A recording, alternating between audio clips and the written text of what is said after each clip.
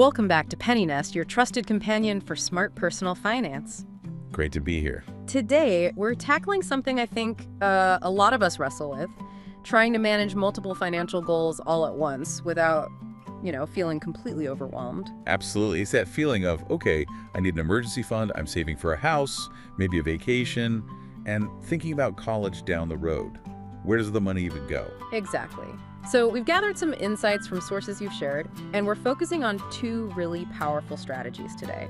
First, getting organized using multiple savings accounts. And second, tackling one of those big goals, saving for education, especially using tools like 529 plans. Right. Our goal in this deep dive is basically to unpack these sources for you, pull out the most important bits, and show how these ideas can work together to help you build that stronger financial nest. Forget wading through all the dense articles. We'll try to get straight to the actionable stuff, help you feel more in control, more motivated. Okay, let's jump right in then. First things first. Why even bother? Why separate money into different pots? And why is saving early for something huge like college so critical? Well, the sources really hammer home the organization point. Using separate accounts or even those buckets or vaults some banks offer now, it's not just about being tidy. It brings real clarity. Clarity, yeah. You know exactly what each dollar is meant for. No more guessing. And that clarity is apparently a huge motivator. The sources point out that seeing a specific balance grow for, say, your Hawaii trip fund feels way more rewarding than just watching one big generic savings number creep up. It makes it tangible, right? Like you're actually making progress on that specific thing. Plus, it creates this psychological barrier. If money is clearly labeled emergency fund, you're probably going to think twice, maybe 3 times, before rating it for a weekend sale. It fences off the money mentally. That makes sense. And better organization usually means better budgeting, easier allocation when payday comes around. You can even use different types of accounts for different timelines. Precisely. Like a super safe, high-yield savings account for emergencies, maybe something else for longer-term goals. Which brings us nicely to education. Why start saving early? Yeah, the sources are pretty stark on this. College costs just keep rising, faster than inflation often. We're talking potentially $50,000, $70,000, maybe even more per year in the future. It's daunting. But the flip side is the power of time. Compound interest. It's your best friend if you start early. It really is. That money you save early doesn't just sit there. It starts earning returns, and then those returns earn returns. It's like that snowball effect. So saving smaller amounts consistently, starting now, can actually end up being much larger than trying to play catch up with huge contributions later on. And the payoff, huge. Yeah. Less potential student debt for your kids. What a head start that is. More choices for them when it comes to schools. And let's be honest, peace of mind for you as a parent. Knowing you're tackling that future cost bit by bit really reduces stress. So tying it all together, both strategies, organizing with multiple accounts and saving early for education, they both rely on clarity, being intentional, and consistency, right? Exactly. Being deliberate about where your money goes and letting time and structure do the heavy lifting. That's the core idea. Okay, so the why is clear. Let's get into the how. How do you actually manage multiple savings accounts without losing your mind? The sources had some really practical steps. Yeah, it starts with picking the right tools. And the sources strongly lean towards looking at online banks, especially for high-yield savings accounts, or HYSAs. Right, HYSAs. Why those specifically? Well, mostly because online banks tend to offer much better interest rates, higher APYs, annual percentage yields, so your saved money actually earns a bit more while it sits there. And they often make it easy to open multiple accounts, sometimes with no fees or low minimums. Yeah, and look for those features some banks have, like sub-accounts or goals or buckets. Ally has buckets, SoFi has vaults, I think. Lets you divide money within one main login. Super handy for keeping things clear but simple. Good tip. So, prioritize no-fee accounts, check how easy it is to transfer money, maybe look at customer service reviews. And the source mentioned a clever trick. Maybe keep your main checking account at your local bank, but put your HYSAs for specific goals at a different online bank. Ah, adding a little friction, so you can't just instantly spend the savings. Exactly. That little bit of separation, that psychological speed bump, can make a difference. Okay, got the accounts. What's next? Labeling. Don't just call them Savings 1, Savings 2. Give them real names. Motivating names. Yes, like Emergency Fund, Target $10K, or 2026 Japan Adventure. Seeing the goal right there keeps you focused. It's like, mental accounting, right? Giving each dollar a job. Totally. Now, with potentially several accounts, you need a central place to track everything. A simple spreadsheet can work perfectly. Columns for goal, target amount, current balance, monthly contribution. Or if you like apps, things like YNAB, Mint, Empower, Copilot, they can often link to all your accounts, even across different banks, show you progress bars. Whatever you choose, the key is checking in regularly. And step 4, this one's huge, maybe the most important for actually succeeding. Automate your contributions. You set up those automatic transfers. Right after payday, have money automatically move from checking into each of your savings goals. It's the classic pay yourself first. Money goes to savings before you even see it, before you can spend it elsewhere. Some employers even let you split your direct deposit. Automation builds consistency. Makes sense. What about getting overwhelmed? Too many accounts. Good question. The sources suggest reviewing things periodically, maybe once or twice a year. Are the goals still right? Do you have too many accounts making things complicated? So it's okay to consolidate, merge some goals, maybe use those sub-account features more. Absolutely. Simplify if you need to. And the next step helps with discipline. Set clear rules of engagement for each account. Rules? Like what? Define exactly what the money is for. Emergency fund. Only for true unexpected crises. Not for concert tickets. Maybe even set withdrawal conditions. You could literally write down an account agreement with yourself. Sounds silly, but it works. I like that. Keeping yourself honest. And for HYSAs, you mentioned interest rates. Right. Understand the APY. Maybe once in a while check sites like Bankrate or NerdWallet to see if other banks are offering significantly more. And consider switching if the difference is big enough. Weighing the effort, of course. Yeah, just be aware of transfer limits or maybe sign-up bonuses. Okay, what about common problems? Feeling overwhelmed? Just start small. Yeah. Just 1 or 2 dedicated accounts besides your main checking. Use sub-accounts if multiple logins feel like a hassle. Scale up slowly. And temptation, seeing the money there. That separate online HYSA, maybe one without a debit card attached, really helps. That little bit of transfer time is often enough friction. And keep reminding yourself why you're saving for that goal. What about losing motivation? Visual tracking helps. Seeing those progress bars fill up. Celebrating small milestones along the way. Login overload. Password manager. Definitely use a password manager and 2-factor authentication. Choose no-fee accounts from the start. Check waiver requirements if there are fees. And just to clarify a couple of things the sources mentioned, yes, the interest you earn is taxable income. You'll likely get a 1099 INT form. But no, having multiple savings accounts does not hurt your credit score. Good to know. And definitely stick to savings or HYSAs for these goals, not multiple checking accounts where you earn basically nothing and it's too easy to spend. Exactly. Checking accounts are for spending, savings accounts are for saving. Okay, that's a really solid system for organizing money.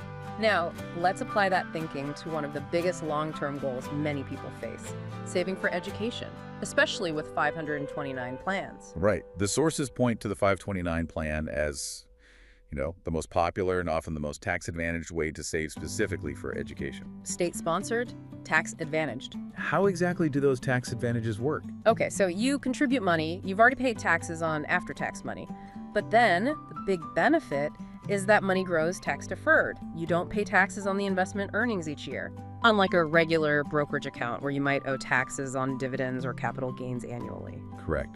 And the really big win, when you take the money out, the withdrawals are completely tax-free at the federal level, as long as they're used for qualified education expenses. And those qualified expenses, it's not just college tuition, right? Yeah, it's broader now. Yeah. Tuition, fees, books, supplies, equipment, room and board. If the student is enrolled, at least half-time, computers. That's the traditional stuff. But there have been changes. Yes. Recent expansions are key. You can now use up to $10,000 per year per beneficiary for K through 12 tuition. You can cover costs for registered apprenticeships. And you can even use up to $10,000 total lifetime per beneficiary to pay down existing student loans. Wow, that adds quite a bit of flexibility. What about state taxes? Good point.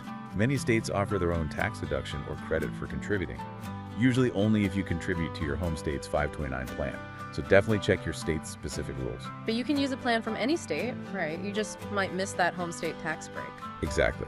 You're not restricted to your own state's plan for using the money. Yeah. The funds can be used at pretty much any accredited school, college, university, trade school, nationwide, even some international ones. Other benefits, I think the sources mentioned control and contribution limits. Yeah, you, the account owner, maintain control over the account, Right. not the beneficiary child.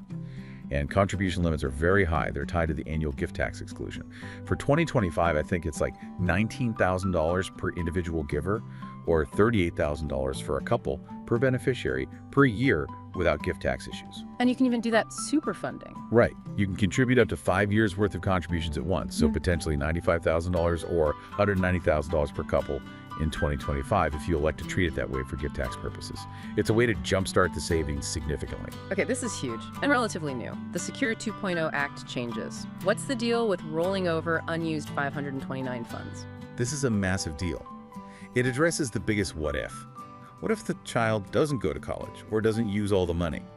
Starting in 2024, there's a provision allowing unused 529 funds to be rolled over to the beneficiary's Roth IRA. Tax-free and penalty-free. Yes, under certain conditions.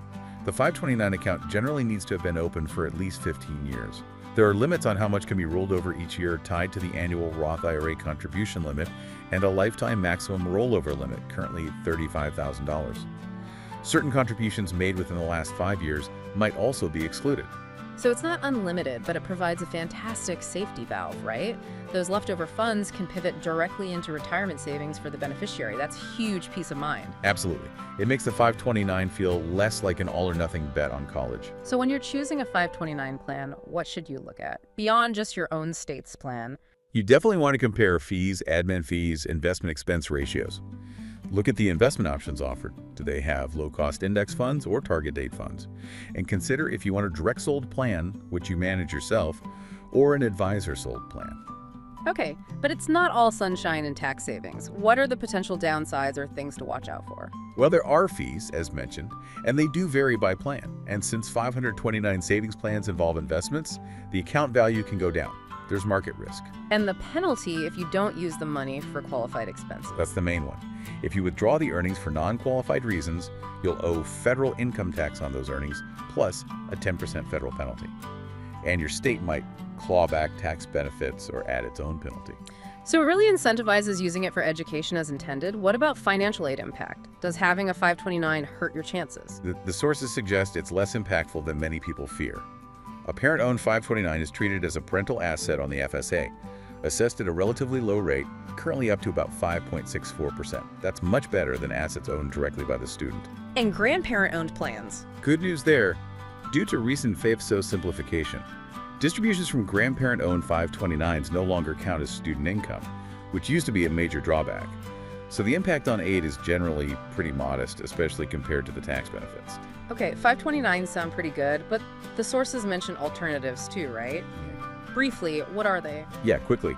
There's the Coverdell ESA. Similar tax benefits, maybe broader K-12 use, but the big downsides are a very low contribution limit, like $2,000 a year, plus income restrictions on who can contribute and age limits. So much more restrictive than a 529. What about using a Roth IRA? A Roth IRA is primarily for retirement, but it offers flexibility.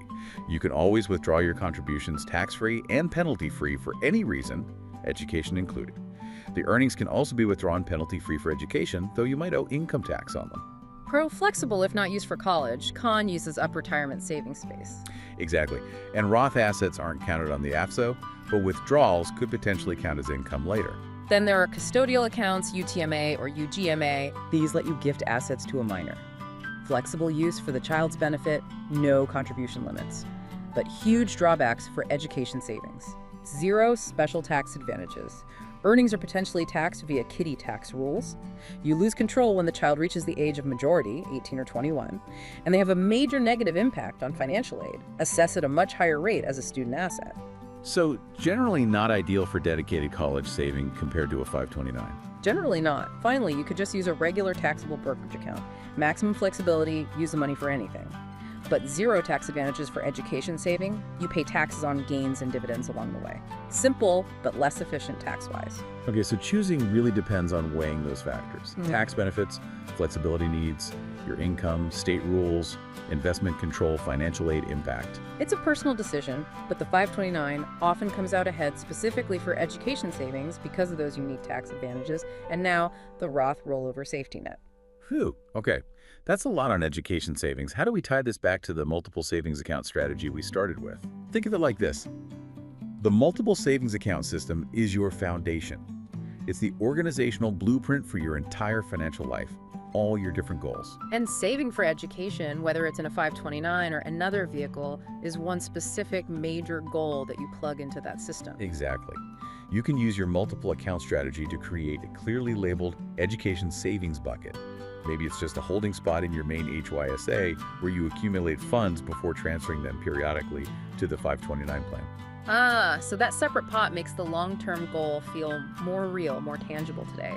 It protects it from getting mixed up with grocery money or vacation funds. Precisely. It reinforces the purpose, makes it easier to automate transfers specifically to that education goal. You see exactly where that automated contribution is going. So the discipline of managing multiple accounts helps you tackle the consistency needed for long-term education saving.